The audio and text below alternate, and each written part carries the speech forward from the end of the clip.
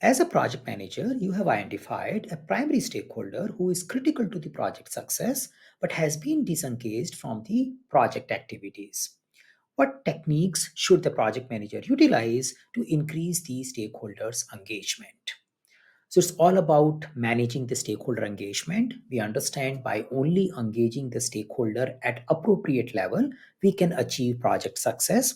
And we understand the engagement level of stakeholder keeps changing over a period of time. But looks like we have a primary stakeholders and we are worried about his engagement level. We want to take it to a higher engagement side. Let's see which of the following four techniques can help us in increasing the engagement level given the context of this particular question. Option A, use the silence model to understand the stakeholders' power, urgency, and legitimacy.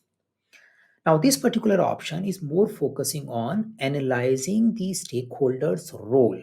Should we consider him powerful? Should we consider him primary or can we ignore him? It's more about doing the assessment of the stakeholder rather than focusing on analyzing or finding out how can we engage this person. So it's more about focusing on, okay, how powerful this guy is. I think we can hold on for this option. Doesn't look like suitable here. Let's see option B. Raise a risk in the upcoming governance review about the stakeholders' disengagement. Maybe appropriate thing to do, but it has nothing to do with directly influencing the engagement strategy. It may look like that I may want to take an escalation approach. If I say that looks like this guy is beyond my control, I want to put it at a risk and escalate to someone else so that they can take care of this guy's engagement. I should avoid doing that until unless I have tried my own process or on my approaches. So again, I can ignore this option and look at the another one. Option C, generate a survey to take a feedback from the stakeholders about his interest in the project. Probably a good idea, decent idea, because before I focus on engaging with this person, I need to understand his needs and expectation, and I need to find out how can I align my activity, my project activity, so that this person will be more engaged. So this option is dealing with assessment of the person's engagement need, which probably help you in identifying how should I engage with this person. The only negative thing which we probably look in the other option if you can find it, it is more like a survey approach, not very interactive. So I am taking kind of a approach where the person will respond and I will analyze it.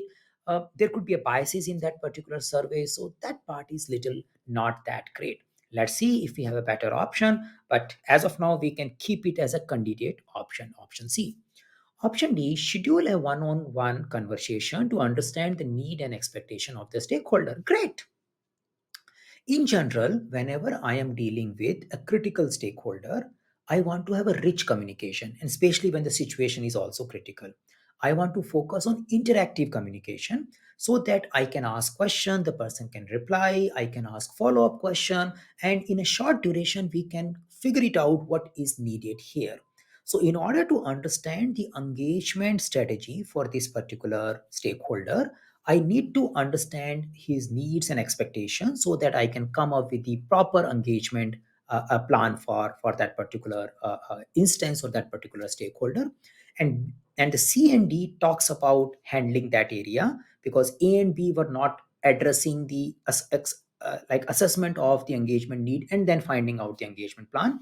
D is more better because it is critically or clearly focusing on using rich communication media and interactive communication process in this particular context. So for me, the option D looks good, yeah, for this particular question. Now we can look at some of the mapping to this particular question with our PMP exam content outline.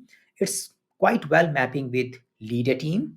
You need to inspire, motivate, influence team members and stakeholders. So you are demonstrating leadership approach here because you need to influence people to collaborate and achieve the stakeholder, the project objective. So that's there.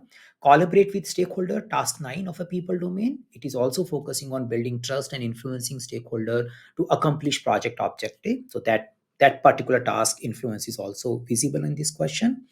The process domain task, which is about engage stakeholder, task 4, is definitely mapped here because we are focusing on developing, executing, and validating strategies for stakeholder engagement. Here we are saying, okay, how do I find out how should I engage with this person? So I'm focusing on developing part of stakeholder engagement strategy here. What kind of topics we covered here? We covered topics like stakeholder analysis, stakeholder engagement assessment metrics. That's a tool which helps us in identifying what is the current level of engagement, what is the desired level of engagement, and then we can find out engagement strategy, which we probably can document in a stakeholder engagement plan. So stakeholder engagement plan kind of topic is also covered in this question, and this question is also touching the interactive communication, because we know in order to take care of critical issues and have a better collaboration, we should go for interactive way of communicating rather than going for push pull mode of communicating. So overall, the option D looks good for this particular question.